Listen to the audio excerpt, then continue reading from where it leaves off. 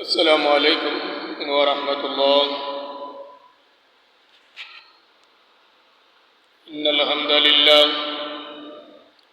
نحمده ونستعينه ونستغفره ونؤمن به ونتوكل عليه ونعوذ بالله من شرور أنفسنا ومن سيئات أعمالنا. من يهده الله فلا مضل له ومن يضلل فلا هادي له. ونشهد أن سيدنا وسندنا وحبيبنا ومولانا محمدا عبده ورسوله. فقد قال الله تعالى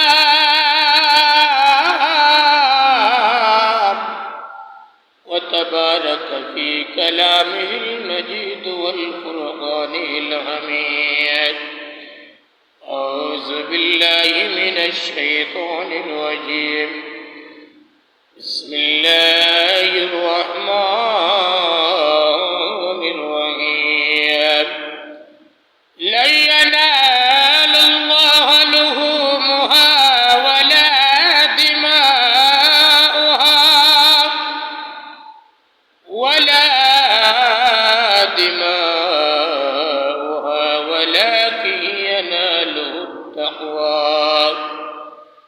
ولكن يناله التقوى منكم. صدق الله العظيم. وبشان حبيبه مخبرا وعامرا إن الله وملائكته يصلون على النبي يا أيها الذين آمنوا صلوا عليه وسلموا تسليما. اللهم صل على سيدنا محمد وعلى آله سيدنا مولانا मोहब्बत पड़ा दुर्र मिन भाई मुसलमान अमर दुरूद सुनन नबी जिए रोज़ा पाके शुइया. अल्लाहुम्मा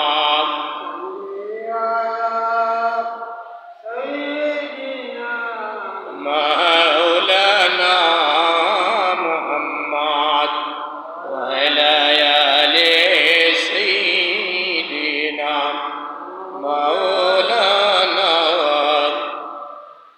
अल्लाह तुम्हें दया करा नसीब करा मदीना. दयाल नबी गैया खबर दशनियाना. अल्लाह सय्यिदिना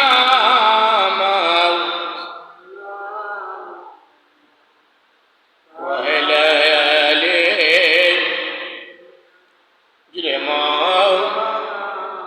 मोहम्मद ला इलाहा इल्लल्लाह मुहम्मदुर रसूलुल्लाह सल्लल्लाहु अलैहि वसल्लम. जिन्हें बोले अल्हम्दुलिल्लाह. अरे जिन्हें बोले अल्हम्दुलिल्लाह. मुसल्लिम करम এই পবিত্র ইয়ামুল জুমার দিন 4 জিলহজ 22 মে 8 জ্যৈষ্ঠ 2026 ইংরেজি অর্থাৎ পবিত্র জিলহজ মাসের পয়লা জুমাবার. জিরো বলে আলহামদুলিল্লাহ. আরে জিরো বলে আলহামদুলিল্লাহ. জিলহজের মাস হচ্ছে হজ এবং কুরবানির স্মৃতি বিজড়িত মাস. জিরো বলে সুবহানাল্লাহ. ইব্রাহিম আলাইহিস সালাম জাতির পিতা মুসলিম জাতির পিতা ইব্রাহিম আলাইহিস সালাম, হাজরা আলাইহিস সালাম, ইসমাইল আলাইহিস সালামের এই স্মৃতি বিজড়িত মাস পবিত্র জিলহজের মাস। বলি সুবহানাল্লাহ। রব্বে কারীম যদি আমাদেরকে তৌফিক দান করেন তাহলে আজকে আমাদের আলোচনার বিষয় কুরবানির ফজিলত ও ঈদের সুন্নাত সমূহ। কুরবানির ফজিলত সম্পর্কে আমরা আলোচনা করার চেষ্টা করবো। বলি ইনশাআল্লাহ। আরে বলি ইনশাআল্লাহ। আমার মুসলিম কারাম, আল্লাহ রাব্বুল আলামিন কোরআন শরীফের মধ্যে বলেন, লা ইয়ানালুল্লাহু লুহুমুহা ওয়ালা দিমাউহা ওয়ালাকিন ইয়ানালুহুত তাকওয়া মিনকুম। বলি আল্লাহু আকবার। আরে বলি আল্লাহু আকবার। আল্লাহ কুরবানির গোশত কি খান? বলে দিকে তাকান। আল্লাহ কুরবানির গোশতও খায় না, তুমি কিছু খায় না। কিন্তু রে ভাই, কুরবানির পশুর রক্ত জমিন নির্গত হওয়ার আগে, নিক্ষেপ হওয়ার আগে আল্লাহ বান্দার তাকওয়া তারে কবুল করে। বলি সুবহানাল্লাহ। আল্লাহ কি কবুল করে? বান্দার তাকওয়া। আল্লাহ কি গোশত খায়? আল্লাহ কি গরুর গোশত খায়? কুরবানির গোশত খায়? চামড়া খায়? কোনো কিছু আল্লাহ খায় না। কিন্তু কি করে আল্লাহ? ওয়ালাকিন ইয়ানালুহুত তাকওয়া মিনকুম। আল্লাহ বান্দার তাকওয়াটারে কবুল করে। যে বান্দা, তুই যে আমার প্রতি তোর প্রেম নিদর্শন, প্রেম নিবেদন করলে তোর ত্যাগ স্বীকারের মাধ্যমে আমি তোর তাকওয়াটারে কবুল করে নিলাম। বলি সুবহানাল্লাহ। কুরবানি আল্লাহকে ভালোবাসার একটা নিদর্শন। কাকে ভালোবাসা? আল্লাহকে ভালোবাসা। মানে কুরবানি মানে ত্যাগ স্বীকার করা। কি করা? ত্যাগ স্বীকার করা, উৎসর্গ করা। কি করা? উৎসর্গ করা, ত্যাগ স্বীকার করা। যে কাকে ভালোবাসার নিদর্শন? কাকে? আল্লাহকে ভালোবাসার নিদর্শন হচ্ছে কি? ত্যাগ স্বীকার করা। কি করা? ত্যাগ স্বীকার করা। কাকে ভালোবাসার নিদর্শন? আল্লাহকে। কাকে? আল্লাহকে। কুরবানির যে পশু জবাই করা হয়, কি করা হয়? কুরবানির পশু আপনি যে পরিমাণ, যে ওজনের পশু আপনি কুরবানি করেন, হাশরের ময়দানে আল্লাহ এর 70 গুণ বাড়িয়ে আপনার পশুটাকে আল্লাহ কবুল করে নিবে। বলি সুবহানাল্লাহ। মনে করেন আপনি 1 মণ ওজনের, কয় মণ ওজনের? 1 মণ ওজনের একটা পশু আপনি কি করলেন? আল্লাহর রাহে আপনি কুরবানি করলেন। হাশরের ময়দানে 70 মণ ওজনের পশু কুরবানির সওয়াব আল্লাহ আপনার আমার আমলনামার মধ্যে আমার আল্লাহ নসিব করে দিবে। বলি সুবহানাল্লাহ। আরে বলি সুবহানাল্লাহ। রাসূলুল্লাহ বলেন, মান ওয়াজাদা সাহাব ওয়া লাম ইউদাহি ফালা ইয়াকরাবান্না মুসাল্লানা। বলি আল্লাহু আকবার। আল্লাহ নবী বলেন, মান ওয়াজাদা সাহাব ওয়া লাম ইউদাহি ফালা ইয়াকরাবান্না মুসাল্লানা। অর্থাৎ যার সামর্থ্য আছে, কি আছে? সামর্থ্য আছে কুরবানি করার মতো, যার তৌফিক আমার আল্লাহ দিয়েছে কুরবানি করার মতো সামর্থ্য আছে, মানুষ যদি কুরবানি না করে, রাসূলুল্লাহ বলেন কি, ওয়ালাম ইউদাহি ফালা ইয়াকরাবান্না মুসাল্লানা, যে সামর্থ্য থাকা সত্ত্বেও যদি কুরবানি করে না, সেজন্য আমার ঈদগাহে না যায়। কি করে? ঈদগাহে না যায়। রাসূল দমক দিয়ে কথাটা বলছেন।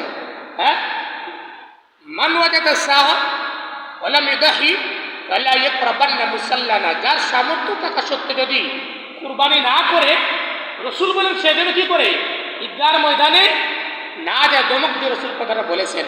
আচ্ছা বলেন ভাই, কুরবানি কি পরীক্ষা ছাড়া কোনো কিছুর মধ্যে কি কামিয়াব হওয়া যায়? পরীক্ষা দেওয়া লাগে না লাগে না? বলেন, পরীক্ষা দেওয়া লাগে না লাগে না? পরীক্ষা দেওয়া লাগে।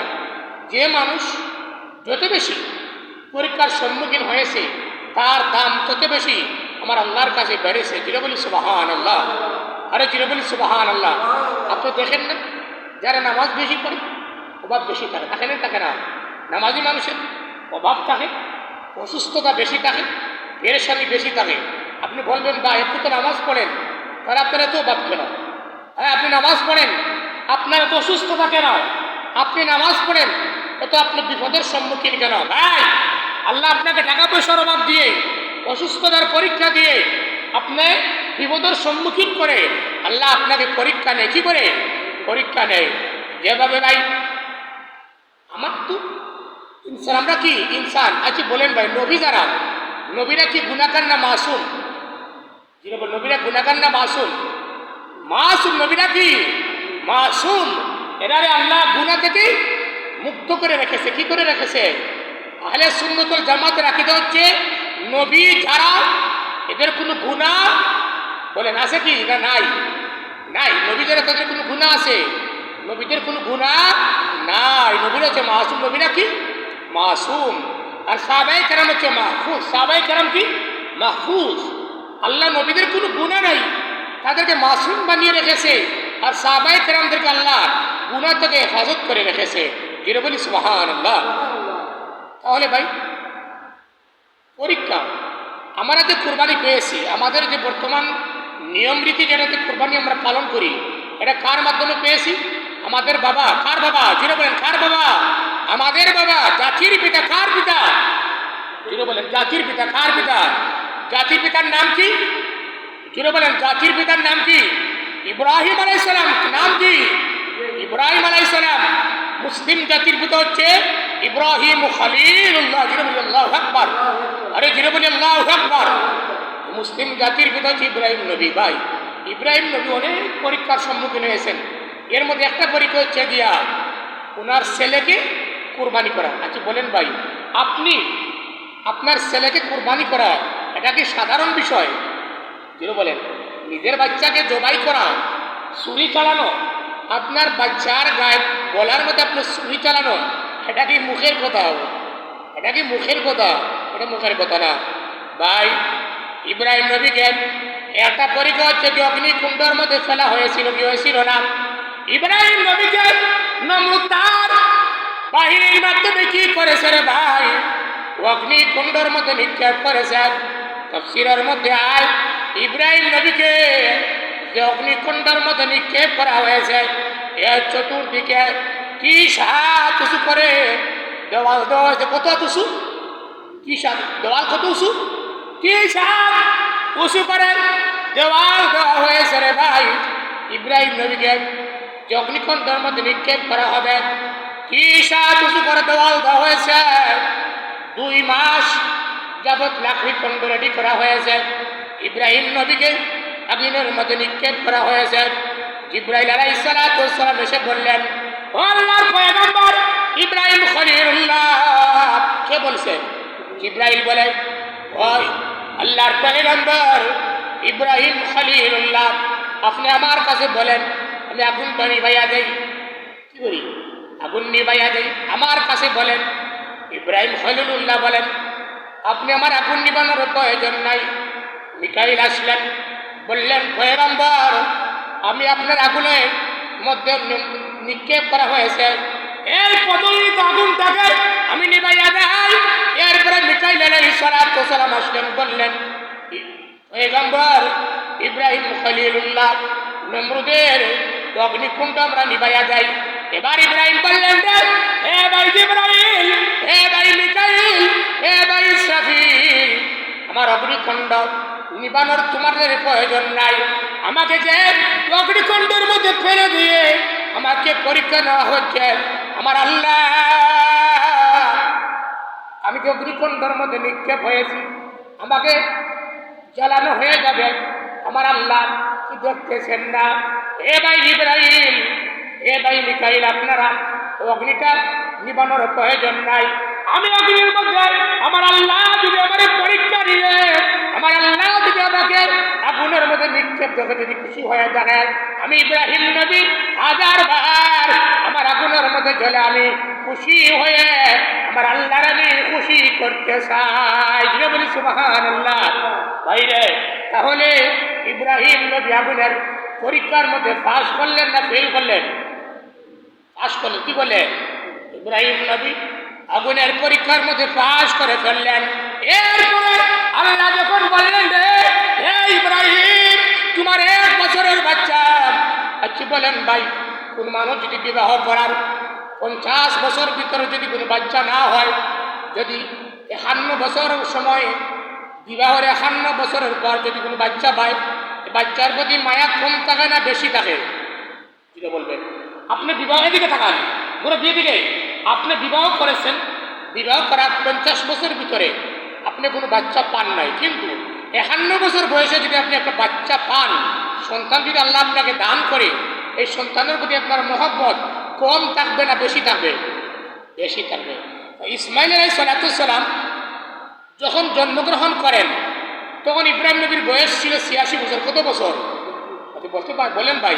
86 বছরের একজন মানুষ বাচ্চা পাওয়া কি সম্ভব? বলেন 86, এদিকে 86 বছরের একটা মানুষ বাচ্চা পাওয়া কি সম্ভব? সম্ভব। কিন্তু ইব্রাহিম নবীর বয়স যখন 86 বছর, তখন আল্লাহ মায়া করে দয়া করে উনাকে একটা সন্তান দান করলেন, নাম হলো ইসমাইল আলাইহিস সালাম। যিনি বলি সুবহানাল্লাহ।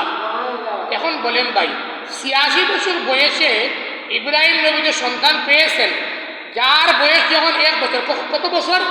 1 বছর বয়সের সময় আল্লাহ ওয়াদা দিলেন, আমার বন্ধু তুমি তোমার 1 বছরের বাচ্চা ইসমাইল এবং তার মা হাজারাকে মক্কার দু প্রান্তরে মরুভূমির মধ্যে তুমি রেখে দাও। কিতার মধ্যে?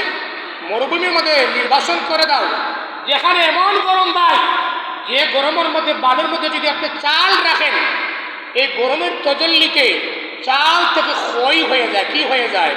ক্ষয় হয়ে যায়।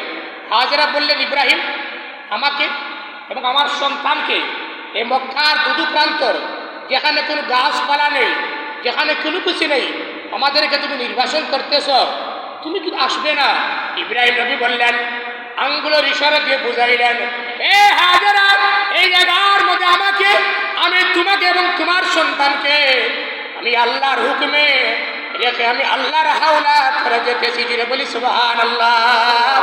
এই পরীক্ষার মধ্যে ইব্রাহিম নবী উত্তীর্ণ হয়ে গেলেন, পাশ হয়ে গেলেন। এরপরে ভাই ইসমাইল জন্মের সময় ইব্রাহিম নবীর আর কোনো সন্তান ছিল না। এরপরে যখন ভাই ইব্রাহিম নবীকে আল্লাহ হুকুম দিলেন, স্বপ্নের মধ্যে দেখাইলেন, এদিকে দাও, স্বপ্নের মধ্যে দেখাইলেন, এই ইব্রাহিম তুমি তোমার পুত্রকে তুমি কি করো? তুমি জবাই ছুরি চালাও, তার গলার মধ্যে কি করো? ছুরি চালাও। এই পরীক্ষার মধ্যে তুমি পাস করলেন না ফেল করলেন? পাস করলেন। এরপরে ভাই আরো একটা পরীক্ষা হয়েছে। আল্লাহ বললেন, এই ইব্রাহিম তুমি কাবাঘর পুনর্নির্মাণ করো। আর কাবাঘর পুনর্নির্মাণ করে মানুষকে হজের জন্য আহ্বান করা, মানুষকে হজের জন্য আহ্বান করা। এই ইব্রাহিম মানুষকে হজের জন্য আহ্বান করে, আর তুমি আযান দিয়ে দাও। এই পরীক্ষার মধ্যে পাস। আর সবচেয়ে বড় ভাই আশ্চর্য পরীক্ষা হয়েছে কি বলেন? আপনার বাচ্চাকে আপনি হত্যা করান, মুসলমানি বলেন না, আমাদের গ্রামের ভাষা কি বলে? মুসলমানি কি বলে? মুসলমানি মানে মুসলমানি দেওয়া, হত্যা করানো। হ্যাঁ, ইব্রাহিম আলাইহিস সালাম ওনার বয়স যখন 80 বছর। কত বছর? যিনি বলেন কত বছর? 80 বছর। এই যে আমরা বাচ্চাদেরকে কি করাই? হত্যা করাই। কি করাই? হত্যা করাই, মুসলমানি দেওয়াই। এটা কার সুন্নত? ইব্রাহিম নবীর সুন্নত। কার সুন্নত? যিনি বলবেন কার সুন্নত? এটা কার সুন্নত? ইব্রাহিম নবীর সুন্নত। ইব্রাহিম নবীর বয়স যখন 80 বছর। কত বছর? এদিকে তাকান, বিসমিল্লাহ।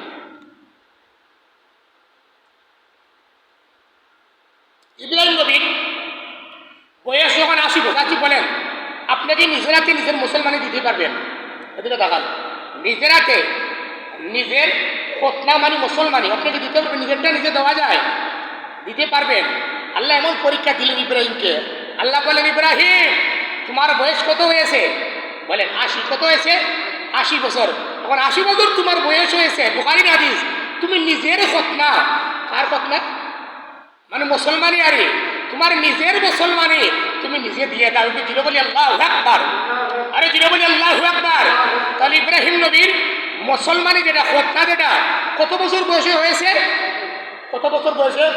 বলেন কত বছর? আর কি বলে? এখন যদি আপনাকে বলে বয়স কত হয়েছে, মনে করেন 60 হয়েছে, এখন যদি আপনাকে আল্লাহ বলতো তোমার নিজের মুসলমানি তুমি নিজে দাও, আমি নিজে নিজে কি কাটা যায়?